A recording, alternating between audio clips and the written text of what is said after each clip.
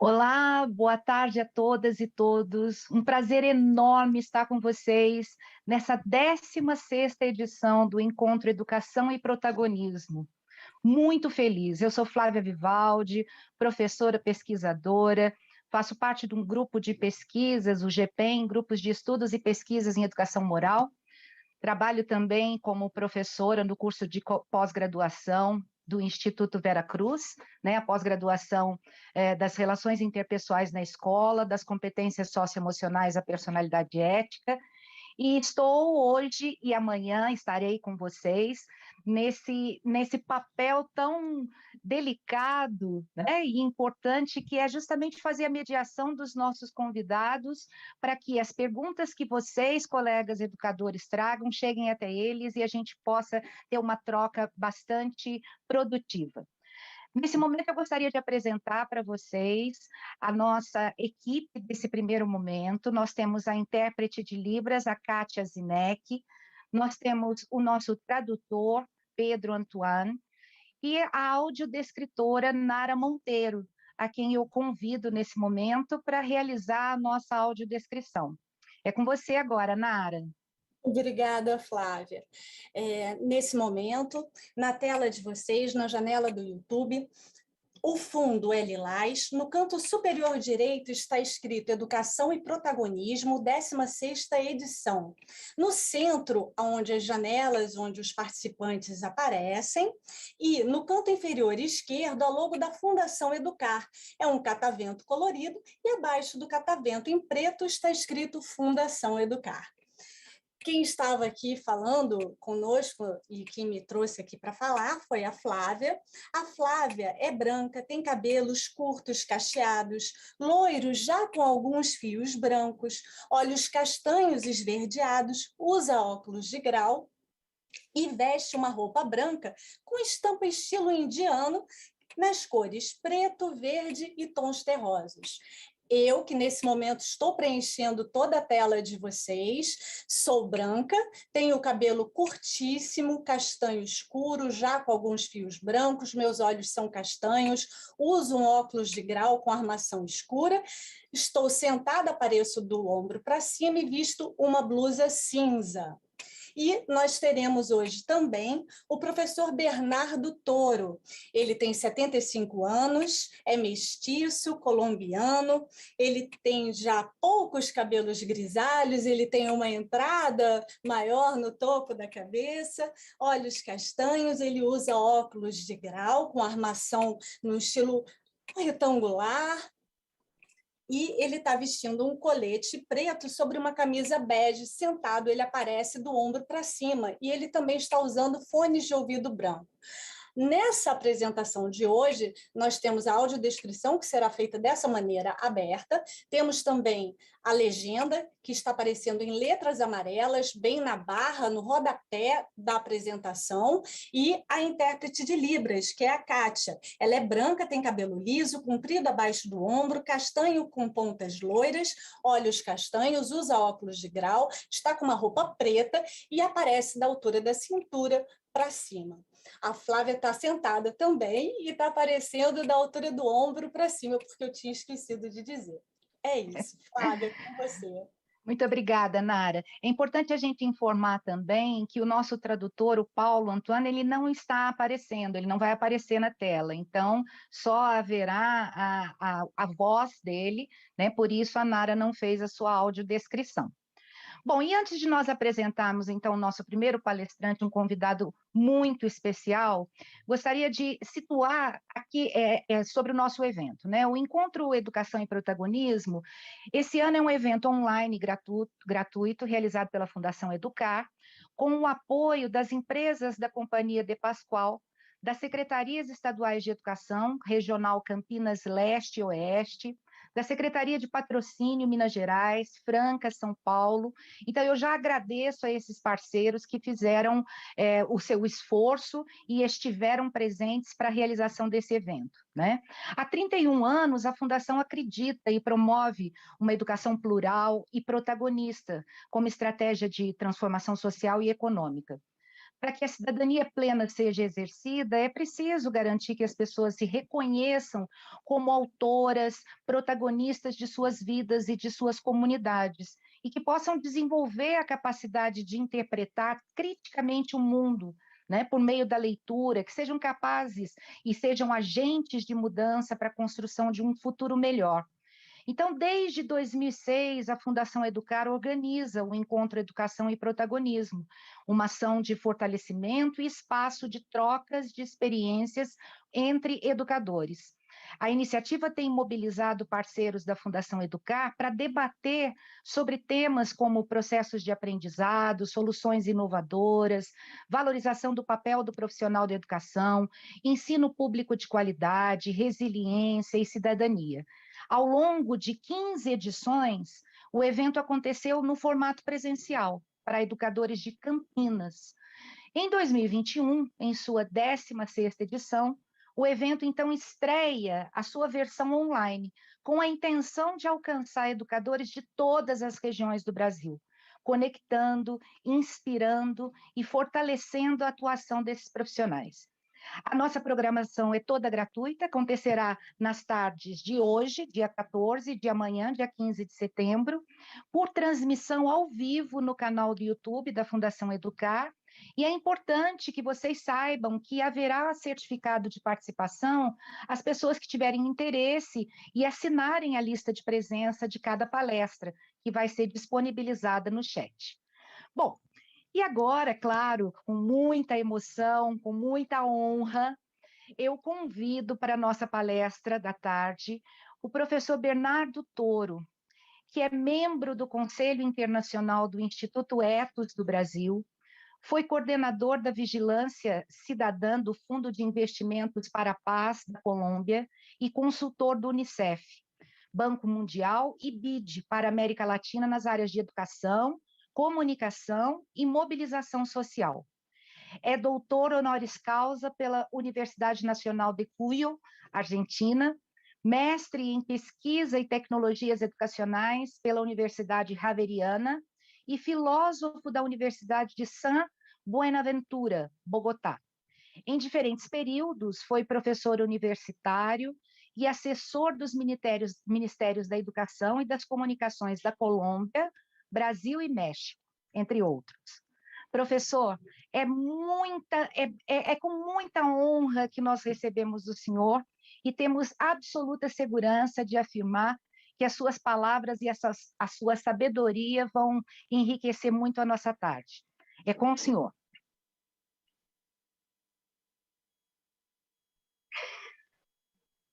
Muchas gracias, Flávia. Muito obrigado, Flávia. Boa tarde a todos e todas. Que o senhor traz hoje é justamente esse processo de transformação tão necessário, né, e nem sempre presente da educação. Então, a gente pode começar a nossa conversa por aí, né? Que transformação é essa, ou quais transformações são essas tão necessárias para a educação do século XXI? Vamos começar a nossa prosa por aí. Bien, hay tres factores que obligan a cambiar no solo la educación, sino la economía, la política, el arte, que son el COVID-19, la pandemia, la recesión económica que va a durar entre 5 y 10 años, y lo más importante de todo, la crisis climática. O sea, no es posible para los seres humanos en este momento pretender hacer cualquier cosa fazer qualquer coisa sem entender que esses três fatores mudaram, com uma diferença, que a crise climática na pandemia são fatores da realidade.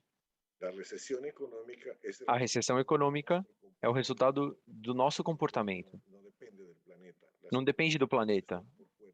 Essas duas coisas estão por fora de nós. Então, isso significa já duas mudanças muito grandes na educação, que as crianças, os jovens e os adultos, temos que aprender a respeitar e a entender os fatores que são determinantes sobre a nossa vida. Então, por exemplo, a crise climática não vai mudar só por boa vontade. A gente tem que entender como funciona e decidir qual o comportamento que nós temos que mudar. Se nós não entendermos isso, não vamos poder entender do que estamos falando. É muito importante que algumas gerações entendam que como funciona a natureza, quais são as suas leis, que restrições vocês colocam aos seres vivos. E que nós temos um comportamento, uma informação de acordo com essas leis. Eu vou pôr um exemplo. A gravidade.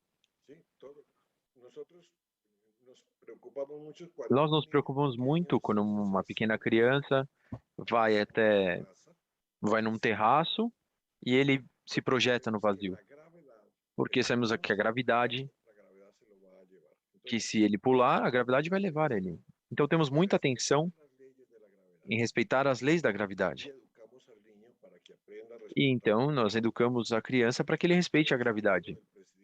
Pode ser o filho do presidente da República, o nosso filho, a gravidade vai matar se ele não respeitar essa lei da gravidade. A mesma coisa acontece com a crise climática. Temos que provar uma geração que eles possam entender quais são as leis de conservação da natureza. Quais são as leis de cuidado da natureza para que o nosso comportamento e o das futuras gerações mude com relação a isso. A crise climática existe porque nós fomos educados há séculos para respeitar as leis da natureza. Algumas. Acreditávamos que o planeta era infinito. Acreditávamos que a água era infinito, que todos os recursos eram infinitos. E começamos o extrativismo e o abuso. Então agora, a primeira grande mudança na educação tem que estar no centro do problema, no centro da decisão educativa, do projeto educativo, tem que estar como viver numa casa de uma maneira comum. Então essa é a primeira mudança. Não pode educar para viver no Brasil, na Colômbia, onde seja.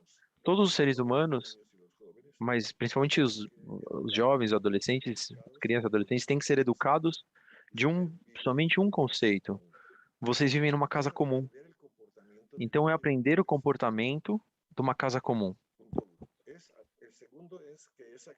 O segundo é que essa casa comum tem muitos irmãos ali. Muitos humanos que são como eles. Alguns são maiores, uns mais jovens, uns são brancos, uns são negros, amarelos. Outros falam de um idioma, outros falam em outro tipo de idioma, mas todos pertencem à mesma família humana. Algumas gerações têm que entender que a raça humana não existe, que a espécie humana não existe as raças. A espécie humana é somente uma, com cores diferentes. Por isso é muito importante que as crianças entendam um conceito global de geografia, que a casa humana tem água, tem mar, tem montanhas, tem lugares na casa que agora são países. Ou seja, tem que educar que eles pertencem à grande família humana. É um conceito. Isso obriga também as novas gerações e a nós, os educadores, ensinar a história de uma maneira diferente. Temos que acabar com a história dos seres, dos guerreiros. Pensa o seguinte, Flávio. Pense dessa maneira. Quem foi Alexandre? O que tinha que fazer Alexandre humano ao Galistão para matar, a degolar 25.000? É uma história horrorosa. Ou seja, essa história de Napoleão, de Alexandre o Grande, os grandes conquistadores fizeram uma terra arrasada. Isso não é parte do futuro. É o contrário. Temos que mudar os heróis. Tem que ser os heróis da integração humana. Os grandes cérebros que ajudam a criar. Gandhi, Bai, os grandes cantores, etc. E na América Latina, nós temos que recuperar essas histórias que não temos ainda. Temos que aprender em relação à família humana, que existem muitas maneiras de comer, muitas maneiras de se vestir, muitas maneiras de se amar, de construir a casa, mas todos são da mesma família humana. Assim como o irmão gosta do rock e o outro gosta do Beethoven, e eles seguem sendo irmãos, que nos vestimos e outros se vestem de outra maneira, sempre os nossos irmãos da casa vizinha. É o conceito global da casa como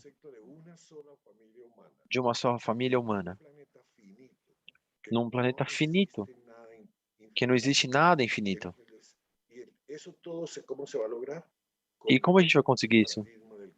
Com o grande paradigma de cuidar. A gente tem que renunciar à coisa da comungação e do poder. Não podemos mais formar crianças para que depredem aos outros, que sejam superiores aos outros. Temos que eliminar o conhecimento de vencedor e perdedor, de ganhar e perder. Temos que eliminar isso da educação. Não dar mais atenção, mas ensinar às crianças que no planeta Terra não existe perdedores e ganhadores. O que existe é cuidado e solidariedade. Isso é a primeira coisa. E dentro disso, as crianças têm que entender uma coisa, que o bem mais importante é a vida e as almas. Essa é a primeira aprendizagem básica, que é cuidar de si mesmo. Então, isso é muito importante. Todas as aprendizagens de autocuidado, desde pequeno, aprender que coisas que são boas para a saúde, que não devemos comer, que os pais e as famílias têm que aprender a eliminar do mercado, das vendas, muitas coisas inúteis. Começar a produzir e a consumir coisas que cuidem da saúde. Porque o que a pandemia nos ensinou? E se você não tem saúde, não adianta de nada, nem a sua inteligência, nem o seu dinheiro, nem suas formações, nem seu prestígio, nem a sua fama. A saúde é o mais importante. Eu gostaria só de ir fazendo umas contribuições, né, para que os nossos colegas também tragam as suas questões, mas o senhor já traz logo de começo algo assim fundamental, porque traz uma perspectiva de mudança, de transformação na educação, que passa pela mudança de uma cultura antropocêntrica, que é a nossa, né, do homem ter essa visão de que ele é soberano e que ele vai dar conta de todos os seus desejos, para uma cultura planetária, uma cultura global, né? Algo que é perfeitamente compreensível, desejável. Mas a questão que fica, professor, sempre que nos incomoda muito, é que o currículo que ainda é proposto, né, sobretudo na educação do Brasil, ainda é muito focado exatamente nos personagens, nos fatos históricos, fazendo com que haja, por parte dos educadores, a sensação de obrigatoriedade, de manutenção desses conteúdos, né? Então, quando o senhor traz algo imprescindível, que é preciso que o homem tenha um outro comportamento, né, no mundo, e que, portanto, a educação, olhando para isso, também se revista de outras propostas, a gente fica assim, claro que muito esperançoso, porque é nisso que nós acreditamos, mas ainda vemos uma distância bastante grande, porque aquilo que é proposto por um sistema maior não converge com aquilo que é necessário para uma educação, né? Eu queria que o senhor colocasse um pouquinho sobre isso para nós. A ver, Flávia, lo primero que tenemos que entender, A primeira coisa que temos que entender é que nós, como cidadãos, o que temos que entender é que o Brasil tem 215, 220 milhões de habitantes. Suponhamos que todos temos que entender que numa sociedade não temos mais currículo que os adultos querem. Vamos deixar de acreditar que o que é um currículo? É a decisão que a geração toma, que vai selecionar e decidir quais são os conteúdos de aprendizagem mais adequados para a próxima geração. Esse não é um problema dos educadores, é um problema da sociedade. Vou te contar duas piadas. Uma que aconteceu comigo no Chile, em 2008, quando o que chamou no Chile a rebelião dos pinguins no Chile, que as crianças de 10, 11, as crianças de 10, 11, 12 foram paralisaram o Chile. Eles fizeram uma greve. Todas nas ruas, fecharam os colégios. O que fizemos em Vina foi uma reunião em Porto Retalca, em Chile, com algumas pessoas, e o presidente disse, vá com eles, converse com eles. E eu cheguei. Eu perguntei a uma criança que tinha 15 anos, mais ou menos. É uma coisa bastante soberba até, de adulto. O que vocês querem? A menina ficou me olhando e disse, senhor, você para mim não pode fazer essa pergunta. Mas por que eu não posso fazer? Senhor, você acredita que na idade que eu tenho, eu posso saber e ter clareza do que eu devo aprender? Esse é um problema de vocês, os adultos, o que nós aprendemos. Mas o que eu posso dizer a você é o que estão ensinando para a gente não serve para nada. Essa menina tinha muito claro que somos os adultos, nós que decidimos o que temos que aprender ou ensinar para a próxima geração. Então, Flávia, precisamos começar um grande movimento no Brasil, na Colômbia, em todos os países, pelos pais de famílias, os intelectuais, os artistas, os profissionais, os empresários, para responder a pergunta que é o que queremos que essa geração e a seguinte aprendam. Isso não vai resolver o sindicato dos professores. Esse é um bem da sociedade.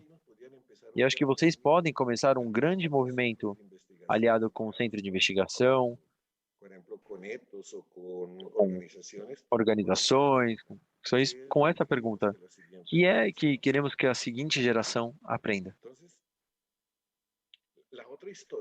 A outra história, que é um pouco mais antiga, mas na França, algum presidente que eu não vou dizer o seu nome na França, mas disse a seguinte frase: França é o país mais laico da Europa.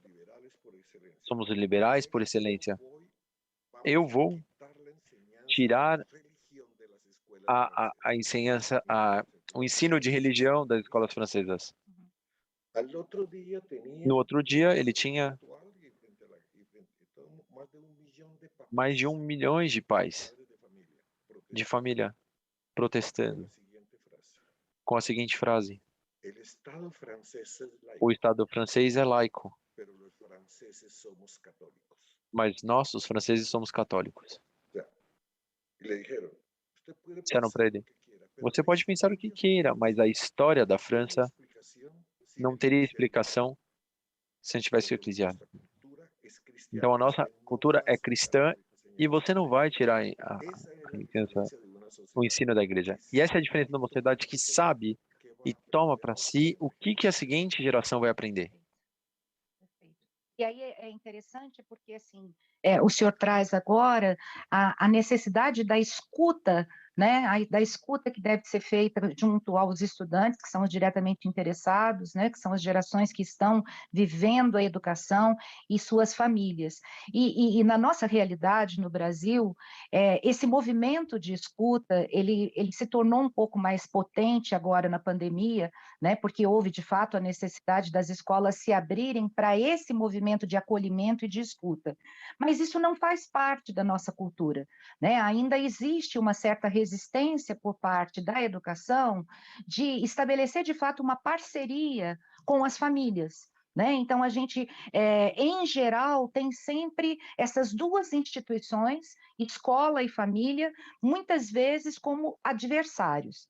E nesse momento histórico que nós estamos vivendo, sobretudo na educação do nosso país, em que há efetivamente um retrocesso em termos de ideias e estratégias pedagógicas, mas que convence boa parte da população. Então, a minha pergunta para o senhor: como a gente pode dar conta, né, de fazer essa parceria, estabelecer de fato essa escuta das famílias, dos estudantes, mas, ao mesmo tempo, se resguardar das armadilhas que existem nas políticas públicas de educação, né? Como é que o senhor vê essa situação? A ver, yo creo que lo primero que hay que hacer, Eu acredito que o primeiro que temos que ter, usted se pone a mirar que vocês possam olhar Brasil, o Brasil. ¿qué ocurrió O para que cambiar el aconteceu currículum de Brasil? para mudar o currículo do Brasil depois da democracia? Vocês sabiam que tinham que mudar Con la Constitución del 88, com a Constituição de 88? Tivemos que mudar o currículo. Que tínhamos que introduzir o conceito da democracia moderna. Pero eso, ¿quién lo decidió? Lo decidió la sociedad, era un sentido. Mas isso a sociedade não seguiu. O sentido da sociedade. No hay que esperar nada. Não temos que esperar nada, Flávia. El cambio si usted A me pregunta, mudança, Flavia, se você me pergunta, les tocó iniciar esto. a vocês têm que começar com isso, porque vocês viram Usted primeiro. me preguntar a mí, Se você perguntar para mim, amanhã deveríamos começar como vamos fazer uma grande parte nacional sobre qual tipo de educação. Vamos fazer até aqui esclarecer um ponto aqui.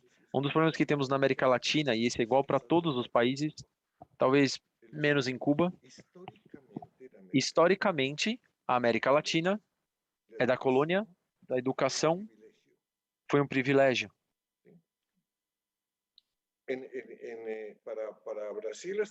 Para o Brasil, até 1800, passado 1800, depois de a família Bragança regressa para a península e começa o país brasileiro com Pedro Álvares e Dom Pedro I no Brasil. Depois dos anos até 1968, no começo do século, a educação começou a fazer uma oferta ampla para mais pessoas, para a cidade, do centro, mas seguiu sendo um privilégio e um serviço. Até 1968, depois da reunião de Punta del Este, de todos os ministros da América Latina, começamos a falar de como fazermos que a educação uma cobertura mais ampla para todos os cidadãos da América Latina. Fazer uma jornada dupla. Depois de 1990, quando na América Latina descobrimos que a educação é um direito. Mas olha, Flávia, qual é o problema? Que ainda assim não descobrimos que a educação é um fator estratégico para a sociedade. A grande diferença dos países protestantes, os países do norte da Europa, pagãos, porque os países pagãos e os países nórdicos, tirando a China, têm a melhor educação do mundo. Por apenas uma razão muito simples. Porque quando os europeus vão para a América do Norte,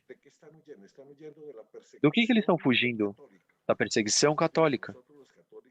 De nós, os católicos, aos protestantes. Então eles chegam na América do Norte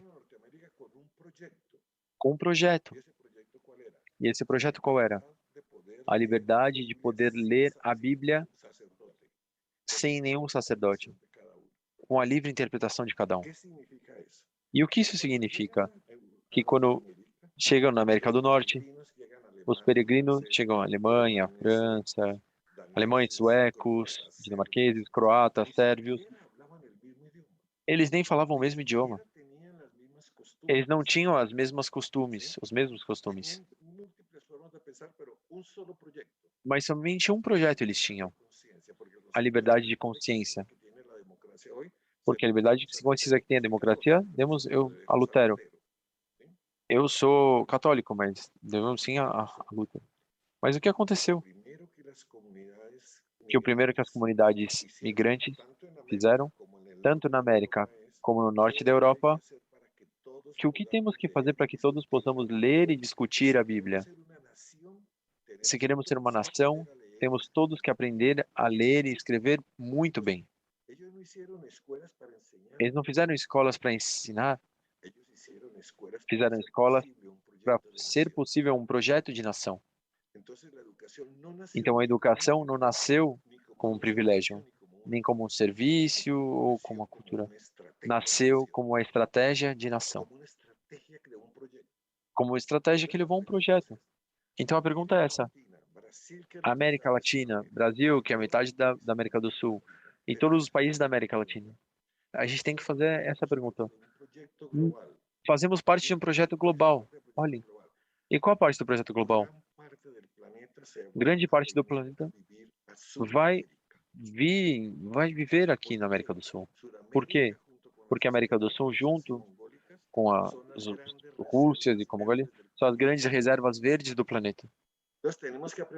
Então temos que aprender a fazer uma grande família humana. A migração da Venezuela está ensinando que temos que atuar como somente um continente. Na América do Sul, fazemos sempre junto 500 milhões, 400 milhões de habitantes. Que sejam 500 milhões. Temos nesses 500 milhões, diz que em 20 milhões de quilômetros quadrados.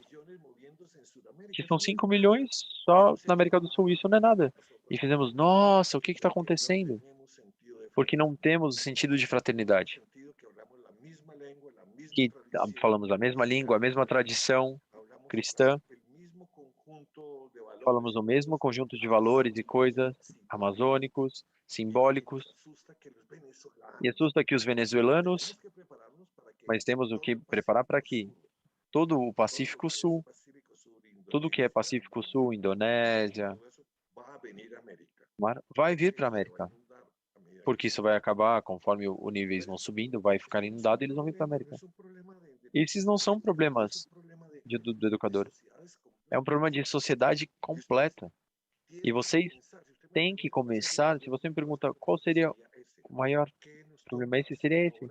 O que nós temos que fazer agora para decidir o que queremos que a próxima geração aprenda? Perfeito. Há um tempo atrás, sabe, professor, eu escutando uma palestra sua, o senhor trouxe algo que para nós, né, brasileiros, é fundamental e eu gostaria que o senhor repetisse, né, essa ideia, porque assim ainda existe no nosso país uma fragmentação da educação, olhando para a educação como sistemas separados, né, aquilo que é público e aquilo que é privado.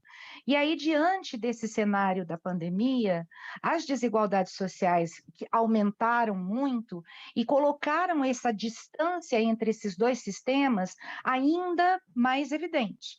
Né? E eu me lembro do senhor falar, enquanto uma nação não encarar a educação na sua totalidade, né, sem haver essa fragmentação em sistemas público e privado, a gente não consegue fazer a mudança.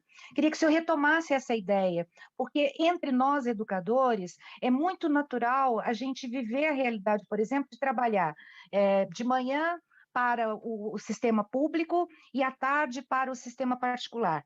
E quem vive essa realidade, vive também a triste realidade de ver, muitas vezes, a diferença de infraestrutura de trabalho, né, a diferença de possibilidades de formação, que às vezes na rede pública a possibilidade de formação do profissional de educação é ainda maior do que na rede privada, mas enfim, a gente convive diariamente, né? A gente vive diariamente essa realidade de uma educação fragmentada em diferentes sistemas. Como é que o senhor vê isso, professor? Primeiro uma pergunta, Flávia. Você onde está neste momento? Uma pergunta, Flávia. Você está nesse momento em São Paulo? Onde você está? Eu estou em Poços de Caldas, Minas Gerais. Eu sou mineira. Em Poço, lo conozco, sí. Voy a poner el ejemplo de una ciudad. Bueno, para no entrar Vamos por um exemplo de uma cidade. Não é um problema internacional, eu vou por um exemplo de Bogotá. Bogotá tiene 8 millones de habitantes. Bogotá tem 8 milhões de habitantes. E tem uma característica que é reconhecido internacionalmente, tem uma das melhores escolas públicas que tem excelente qualidade. Quando você chega aos restaurantes, muitas pessoas nunca tomamos águas em garrafa, fizemos a água da torneira, porque a água é excelente. Para o homem mais rico de Bogotá, Luiz Carlos Sarmento, e é de igual qualidade para o migrante venezuelano que chegou à noite num bairro pobre de Bogotá. Se você abre a torneira, é a mesma água.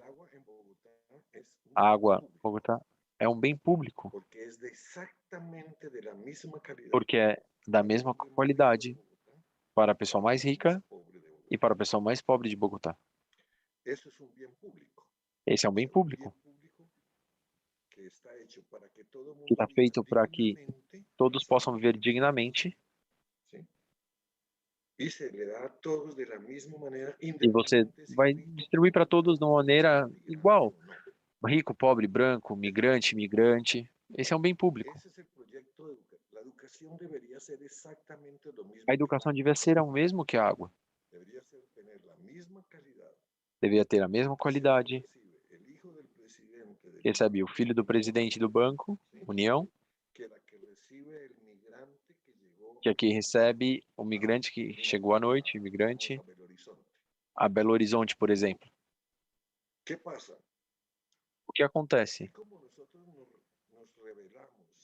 Assim como nós nos revelamos de que a água seja para um de uma maneira e para outro de outra maneira, esse é o mesmo problema que temos na educação em toda a América Latina. Esse não é um problema do Brasil, é um problema da Argentina, mas no Brasil e na Colômbia, no Chile, no México, pode ser um problema supremo. E vamos ver por quê. Primeiro, porque um país não pode seguir adiante senão com toda a sua população, todos os seres, todos os habitantes.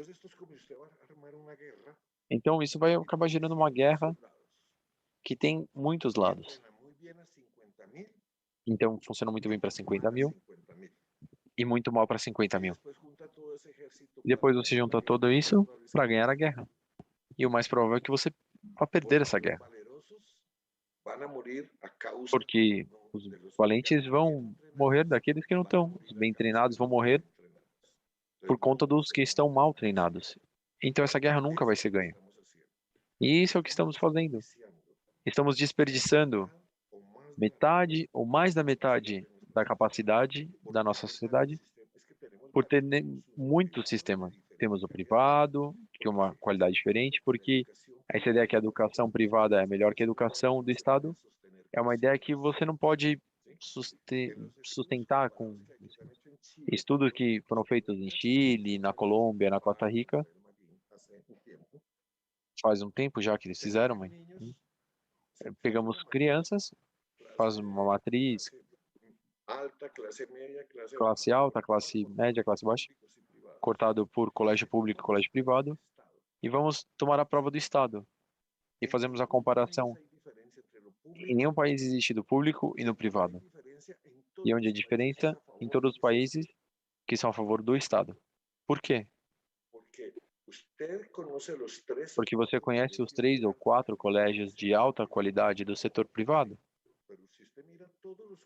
Mas se você junta todos os setores do colégio privado de São Paulo, de Minas, não sei, uma grande maioria são colégios regulares ou maus. O mesmo acontece com o setor estatal. Tem pessoas de excelente média e de baixa qualidade. Então a educação privada é melhor que a educação do Estado, não tem como provar isso. Então o que acontece? Os colégios privados não são bons na educação, são bons para selecionar os alunos. É como o Real Madrid, o Barcelona. Não é que os jogadores, que as equipes são melhores, mas é que elas têm mais dinheiro para selecionar os melhores educadores do mundo. Em um colégio do Estado, na primeira série temos crianças de 7, de 8, de 9, de 10 anos. Os pais desses meninos são analfabetos, estão presos, são drogaditos, são desempregados, etc. Então, eles comparam isso com crianças da primeira série de colégios, do colégio mais particular, melhor de São Paulo. Dois têm 7 anos, seus pais têm um alto nível educacional, alto poder aquisitivo e um status alto também. E eles fazem isso uma comparação entre esses dois, é uma comparação falsa, que vai contra. E uma das coisas que eu fazer de tudo é enfrentar com grandes revistas e jornais que publicam, vamos publicar os 100 melhores colégios de São Paulo. Essa é uma publicação, não é válida falando em relação à informação, porque a informação ela está suscetível.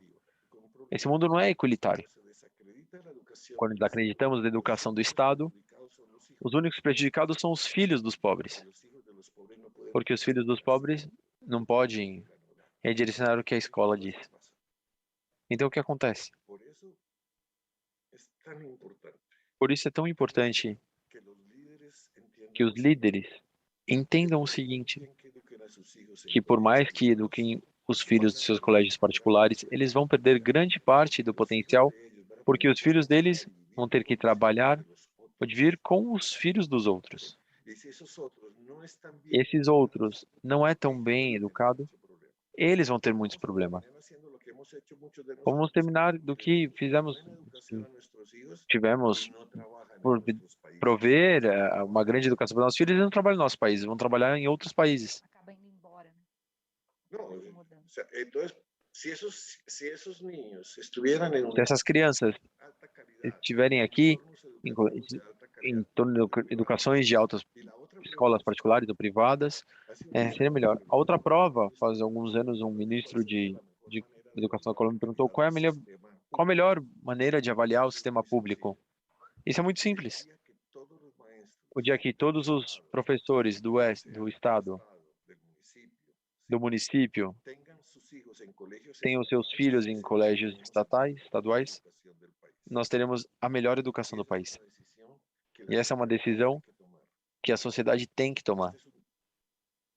Perfeito, perfeito. É uma lógica, né? Existe uma lógica nesse raciocínio. Se eu coloco meu filho na escola, é porque eu acredito nessa escola, né? E ainda estamos um pouco distantes dessa realidade. Eu vou trazer... Uma coisa, permítame, Flávia, uma coisa. Há que tomar cuidado em Brasil. Outra coisa, temos que tomar cuidado no Brasil, que diz que a educação está sendo corporativizada. Grandes corporações estão comprando colégios, milhares de colégios. E isso está acontecendo agora na Colômbia. Estamos um pouco preocupados.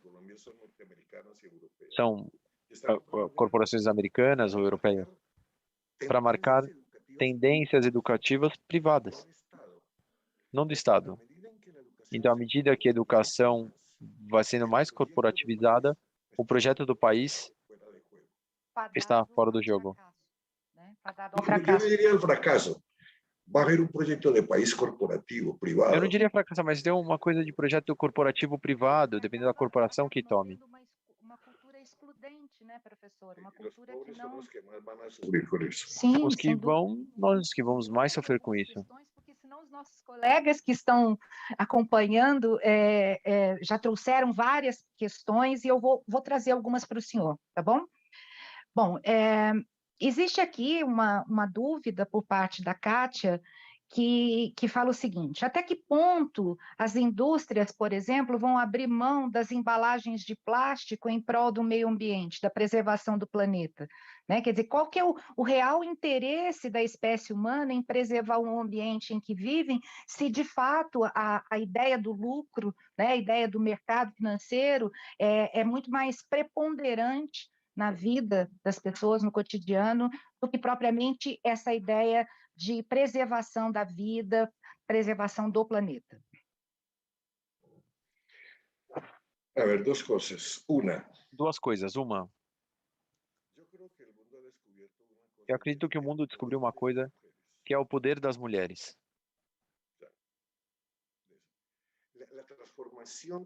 A transformação da cultura machista que as mulheres conseguiram nos últimos 5 anos é uma coisa está fora de todo projeto antropológico ou sociológico. Então, não esqueçam que as que decidem o consumo no mercado são as mães. Uma aliança em todas as mães num país em referência a um produto pode tirar do produto tirar um produto do mercado em 24 horas. Perfeito, mas olha a ponte que há, a necessidade de uma ponte da educação, né, para que essa mãe... No, las redes de mujeres. O sea, las redes de mujeres São as funcionan. redes de mulheres, elas funcionam porque a grande diferença das mulheres é que elas sabem conversar. Sabem conversar. Tem uma coisa que em espanhol tem sororidade. Tem sor é irmã. E a sororidade da mulher tem uma grande capacidade de sororidade. E entender que ela é a cultura do mundo. Ela é a memória da sociedade. E nessa formação sobre consumo, eu acredito em duas coisas. A aliança das mães, das mulheres de uma maneira geral, e o que está acontecendo agora com os inversionistas. Faz 1 ano e meio atrás, o presidente da BlackRock é a maior inversora do mundo, como 2.200 juntas diretivas das grandes corporações mundiais. Então, esse presidente, ele não acreditava na mudança climática. Ele se convenceu que a mudança climática é realidade. Então ele mandou uma circular que você pode encontrar na internet, a carta de BlackRock, a inversora.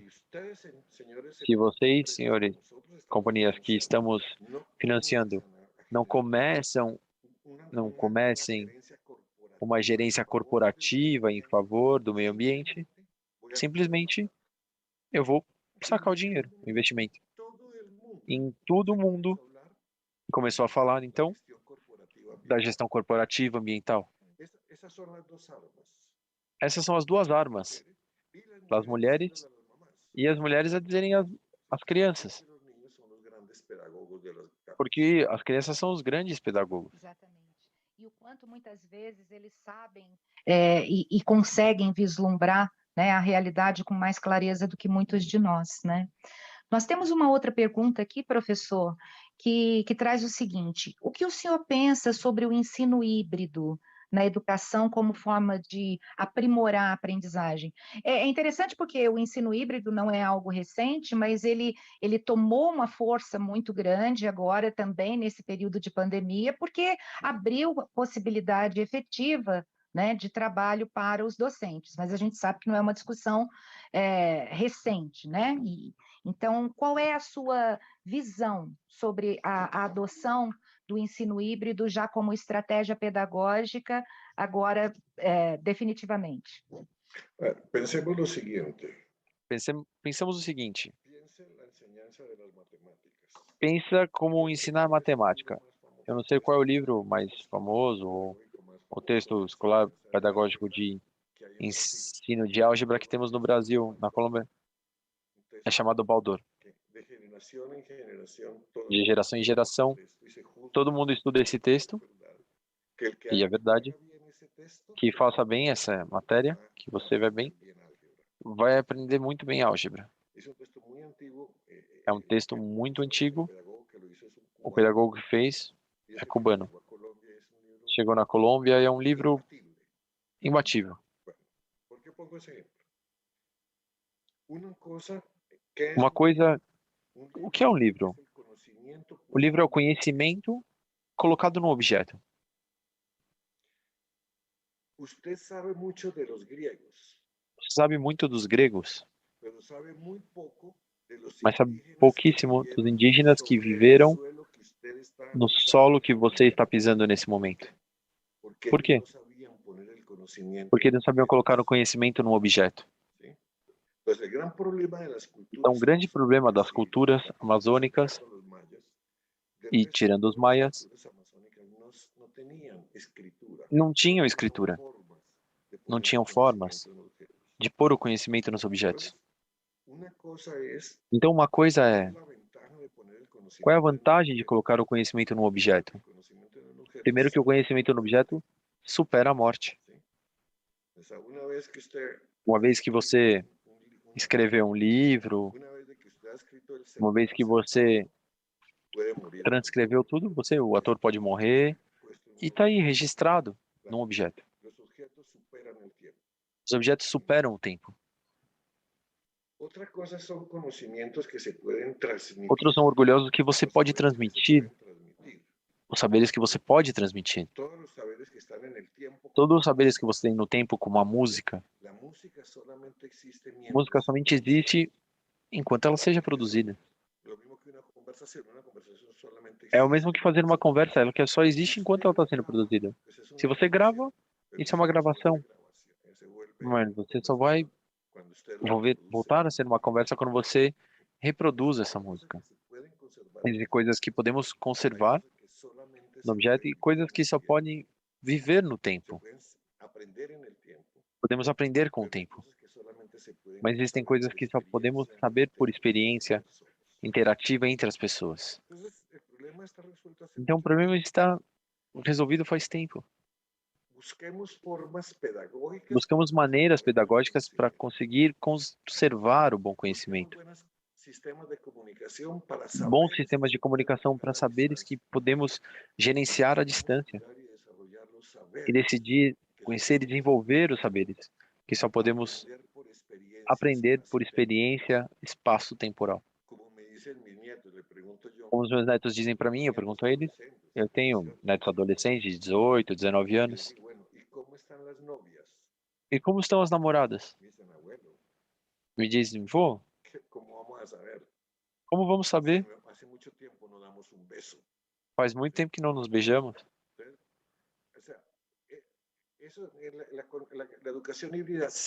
A educação híbrida sempre existiu, desde que temos a escrita. Ampliou um pouco quando o rádio apareceu, que é o primeiro a trabalhar a imprensa, e pensem que aprender a colocar o saber em objetos é uma ciência. A maneira como está escrito, a princípio de física natural de Newton, não é a maneira como uma criança pode aprender física. Temos que pegar esse conhecimento e fazer algumas transformações para que uma criança, um adolescente aos 15 anos pode aprender toda a física newtoniana. Mas você pode colocar num livro ou numa gravação. Isso existe há muito tempo. E depois você pode transmitir. Mas o que não pode, nem o livro resolver, e nem a gravação, nem a transmissão por broadcast, é a busca no espaço e no tempo de como as coisas funcionam com a gravidade.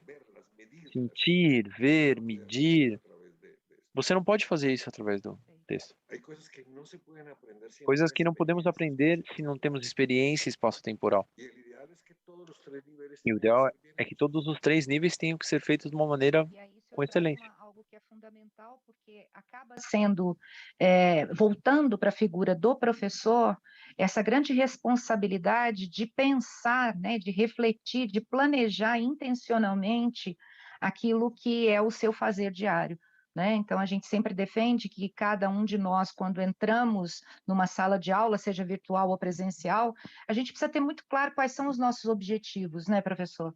Porque só tendo clareza sobre os objetivos que a gente pretende alcançar, a gente consegue, de fato, trazer a relevância daquele momento para os estudantes, né?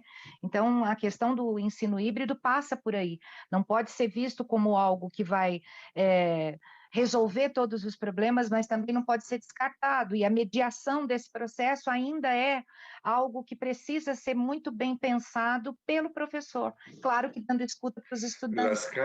Las cartas de un padre a su hijo no pueden As solucionar. cartas de um pai para um filho não podem solucionar o abraço de um pai para o filho. Que lindo.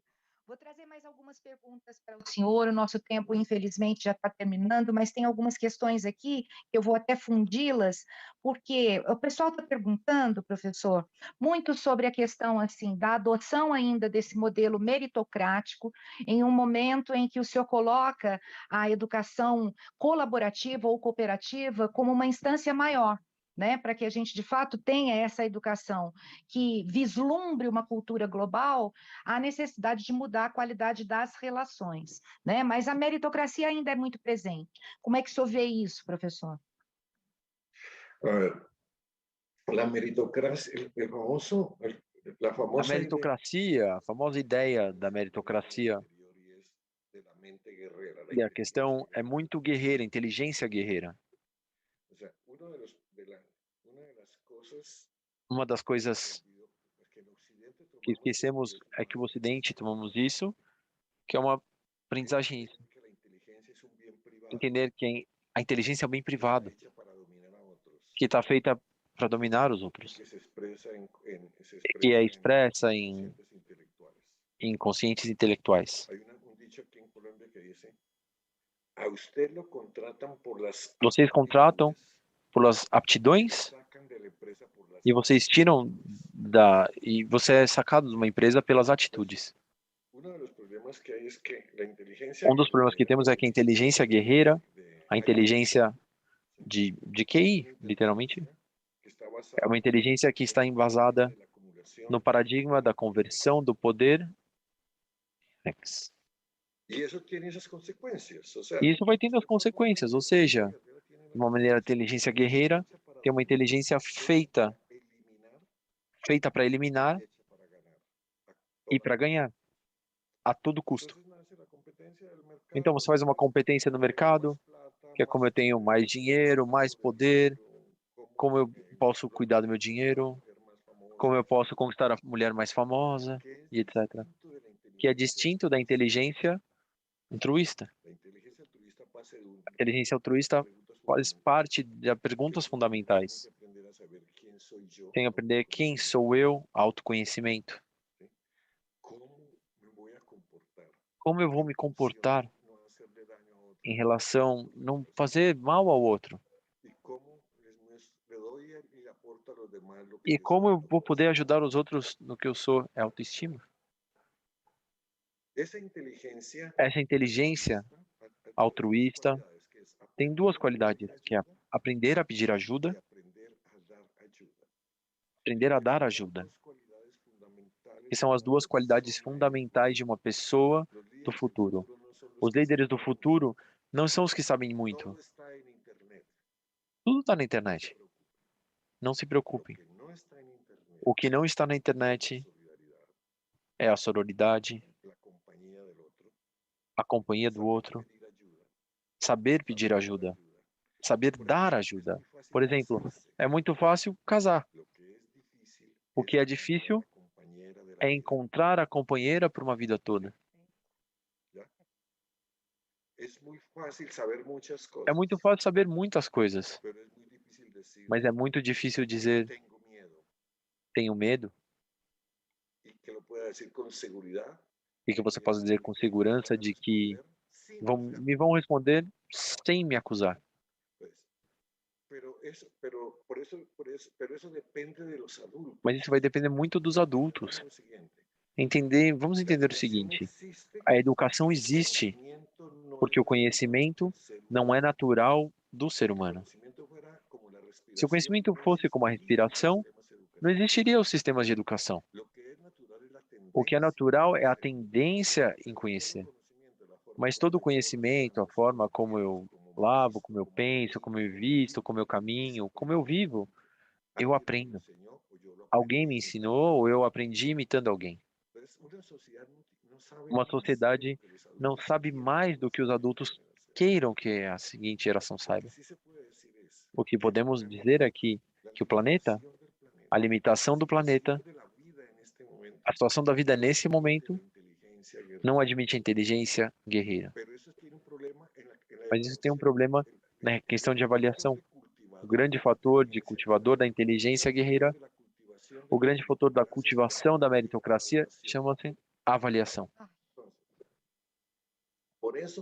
Por isso que alguém decidiu eliminar a avaliação sumativa.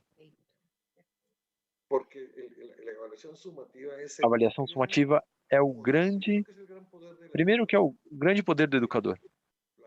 Olhem, o educador tem tanto poder com a sua avaliação sumativa, que se uma criança tem uma nota baixa no primário, digamos em leitura ou em matemática, e por coisa das vidas ele vai fazer um doutorado na Europa, eles pedem as qualificações da escola primária.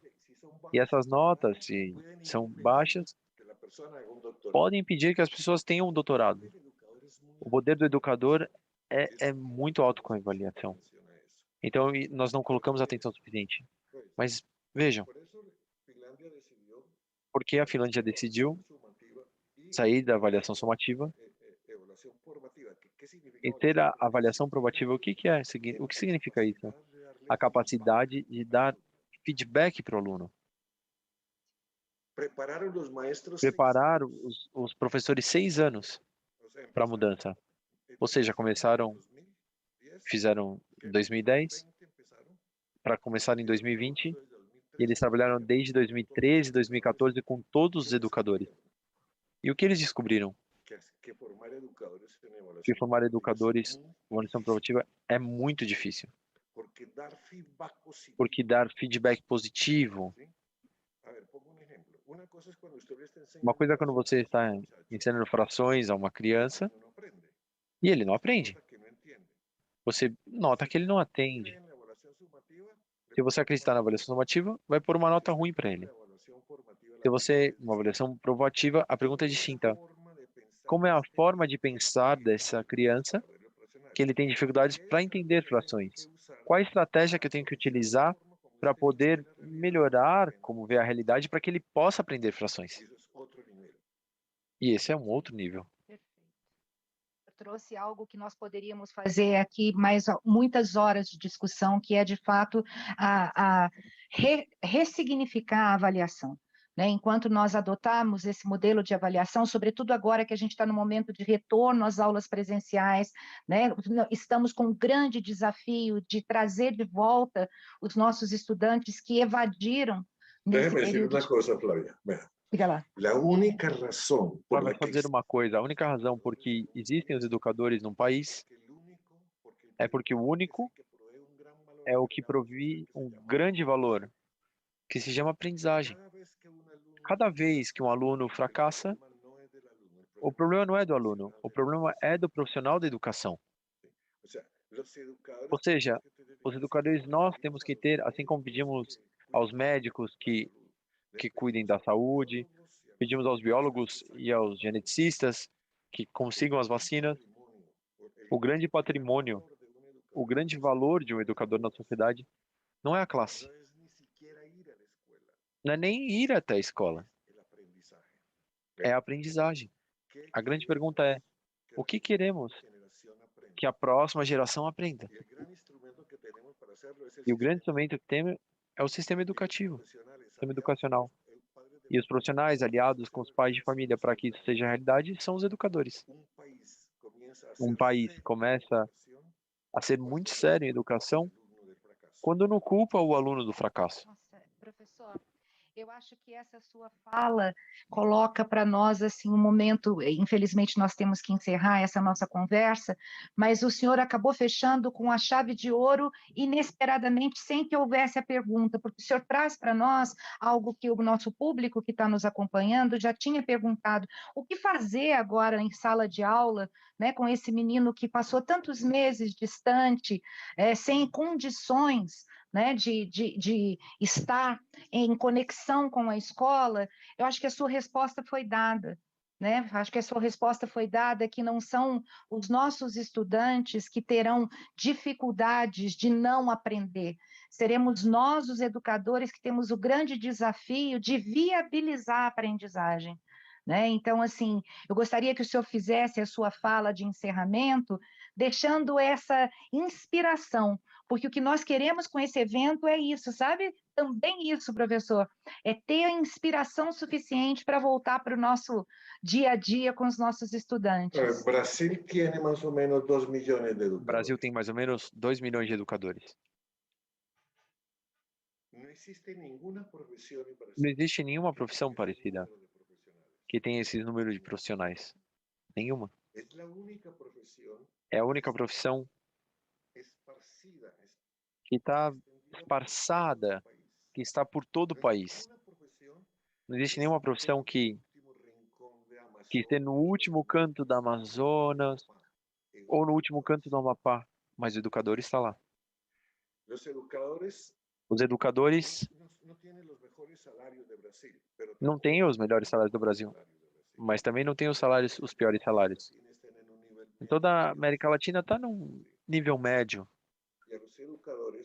E os educadores do país têm os seus jovens, as suas crianças e a sua herança de conhecimento.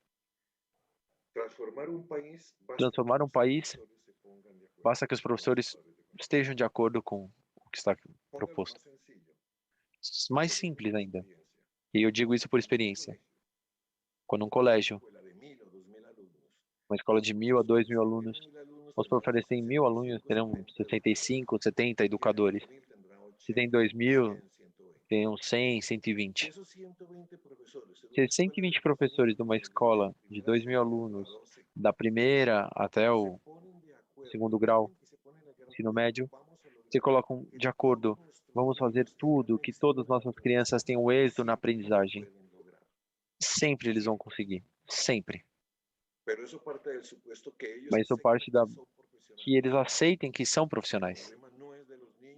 Que o problema não são das crianças e nem dos jovens. Que o problema é porque se alguém não aprende alguma coisa, ou porque o método não é bom, ou porque a motivação não é adequada, ou por outras coisas, ou por as duas coisas.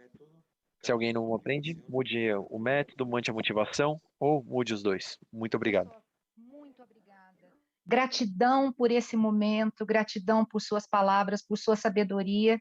Estar com o senhor foi uma inspiração muito grande e a gente espera, claro, poder contar com a sua companhia em outros eventos, em outros momentos, para outras trocas. Muchas gracias a ustedes, Flavia. Muchas gracias. Muito obrigada. Colegas, não vão embora, porque nós daremos um pequeno e rápido intervalo e, em seguida, continuamos com a nossa programação. Até já, então.